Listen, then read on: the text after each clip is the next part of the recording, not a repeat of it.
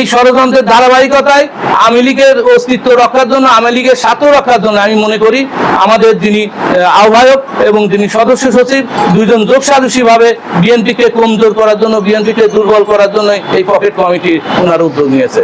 আমি জেলা বিএনপির কাছে দৃঢ়ভাবে আবেদন করব, আপনারা এই অথর্ব আহ্বায়ক এবং সদস্য সচিবকে বাতিল করে দিয়ে নতুনভাবে আহ্বায়ক কমিটি করে দিয়ে, অথবা আপনারা নিজেরা হস্তক্ষেপ করে গণতান্ত্রিক পদ্ধতিতে একদম তৃণমূল থেকে গ্রাম কমিটি, ওয়ার্ড কমিটি এবং ইউনিয়ন কমিটি আপনারা থেকে গণতান্ত্রিকভাবে ভোটার লিস্ট টানিয়ে দিয়ে ভোটের মাধ্যমে যে নির্বাচিত হবে তাতে আমাদের এমন কোনো ইচ্ছা নাই যে ভাইয়া সভাপতি হবে বা সেক্রেটারি হবে বা আমি সভাপতি হবো সেক্রেটারি, এমন না।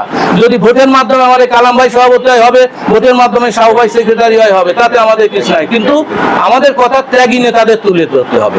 ওই নিজের আত্মীয় বা নিজের কর্মচারী, অথবা দেখা যাচ্ছে কি যে আমরা অন্য কোনো অসৎ উদ্দেশ্যে আওয়ামী লীগের প্রেতাত্মার নেতৃত্বে আসুক বিএনপির, এটা আমরা বিএনপি একজন তৃণমূল কর্মী হিসেবে এটা আমরা কখনো কামনা করি না। আমরা তো এখন যেটা দেখতে পাচ্ছি আমাদের আহ্বায়ক এবং সদস্য সচিব ওনারা আওয়ামী লীগ পুনর্বাসন কেন্দ্রই করতে চাচ্ছেন আমাদের কুমারখালী থানা বিএনপিকে। এটা কখনো আমাদের শেষ রক্তবিন্দু থাকতে এটা করতে দেওয়া হবে না। আর আরেকটা বিষয় হচ্ছে রাজনৈতিক একটা সৌজন্যতা আছে, একটা ভদ্র